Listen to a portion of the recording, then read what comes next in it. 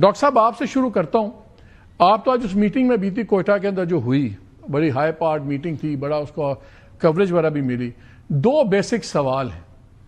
کیا وہی باتیں ہوئی ہیں جو صرف میڈیا کے لیے باتیں ہوتی ہیں, ڈائلاگ یہ وہ, یا کوئی اسپیسیفک فرق آپ کو سوچ میں نظر آیا ہے کہ جو سول لیڈرشپ تھی, جو آرمی لیڈرشپ تھی, کیا ان کی سوچ میں فرق نظر آیا ہے؟ کیونکہ حالات تو بہت فرق ہو گئے ہیں بلوچستان میں. مالک صاحب تھینک یو ویری مچ. میں اپنے پارٹیسپینٹ کا بھی مشکور ہوں. دیکھیں مجھے تو سوچ میں ذرا بر بھی ابھی تک اسلام آباد کی فرق نہیں پڑا ہے, کیونکہ بلوچستان کو ابھی تک وہ لوگ سمجھتے ہی نہیں ہے. بلوچستان کو سیاسی انداز پہ ڈیل کرنے کی بجائے وہ اس کو سیکیورٹی حوالے سے ڈیل کر رہے ہیں. اس کی وجہ سے بلوچستان مینیج نہیں ہو رہا ہے. اور یہ جو مطلب بیانیہ ہے ہمارے ملیٹنٹ کا, اس بیانیہ کو جو آزادی کی بیانیہ ہے یا ایک اسکول آف تھاٹس کی بیانیہ ہے, اس کو گولی سے آپ ختم نہیں کر سکتے ہیں. اس کے لیے آپ کو ملٹیپل ڈائمنشن کی ضرورت ہے. لیکن وہاں پہ یہ فقدان ہے. یہاں کے جیسے آپ کو اچھی طرح پتا ہے, ہمیں الیکشن میں ووٹ کا حق نہیں ہے. جیتے ہیں کوئی اور, رزلٹ کسی اور کا آتا ہے. ہمارے ہاں ڈیولپمنٹ رک گیا ہے, ہمارے لوگ بے روزگار ہیں. تو ان تمام ایشوز کو ایڈریس کرنے کی ضرورت ہے. لاپتہ افراد کا مسئلہ حل کرنے کی ضرورت ہے. اس چیز کو ایک ایسی ماحول پیدا کرنے کی ضرورت ہے جس میں جو ہے نا آپ نیگوسیشن پہ جا سکے. تو ایسے چیزیں میں نے نہیں دیکھی ہے جی, ایمانداری سے مالک. میں تو بلوچستان میں اپنی ساری زندگی یہاں زندہ آباد مرد آباد میں ہم نے گزاری ہے. اور اس طرح کا جو بے روح میں اس کو کہتا ہوں, ہماری جو پارلیمنٹ ہے میں نے کبھی نہیں دیکھی ہے. تو ہماری بدقسمتی ہے کہ مسئلوں کو سلجھانے کی بجائے زیادہ الجھا رہے ہیں, اور بلوچستان کو سمجھنے کی بجائے اس کو مزید کمپلیکیٹ کر رہے ہیں. تو میں سمجھتا ہوں کہ جو ہم نے پی ایم صاحب کو کہا آپ بیٹھیں یہاں پہ 1-2 دن میں بیٹھیں, ہم جو ریکمنڈیشن دیں گے آپ ان کو ہم امپلیمنٹ کریں.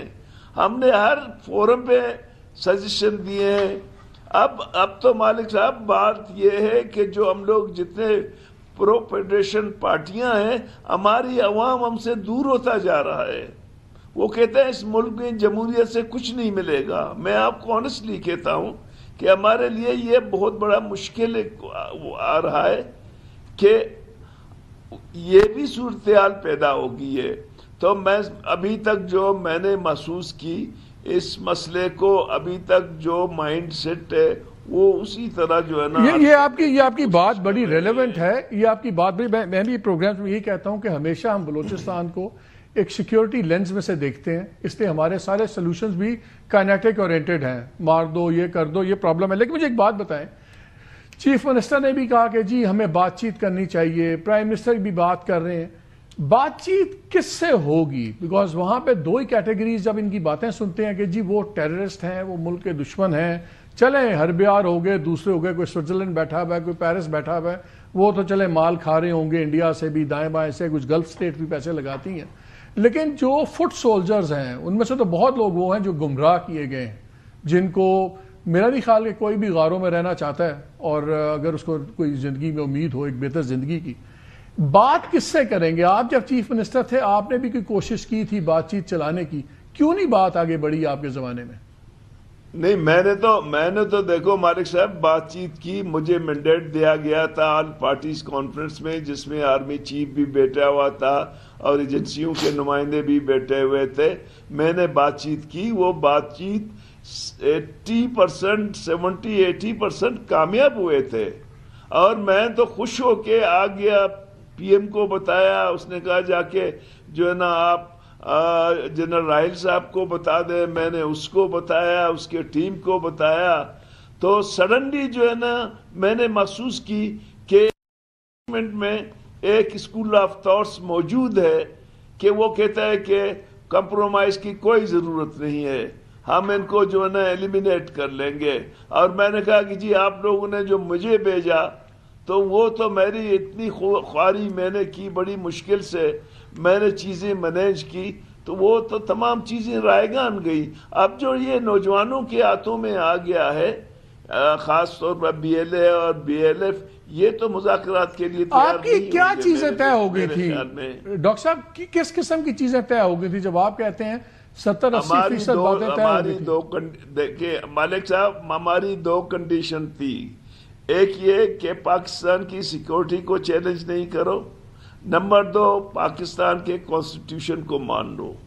ان لوگوں نے کہا ٹھیک ہے جی ہم مان لیتے ہیں، اور ان کی کوئی ایسی بڑی ڈیمانڈ نہیں تھی۔ وہ ڈیمانڈ کچھ اسکولوں کی تھی، کچھ جابز کی تھی، جس کو میں نے پی ایم صاحب کو کہا یہ تو میں بلوچستان گورنمنٹ کی طرف سے کر کے دے سکتا ہوں۔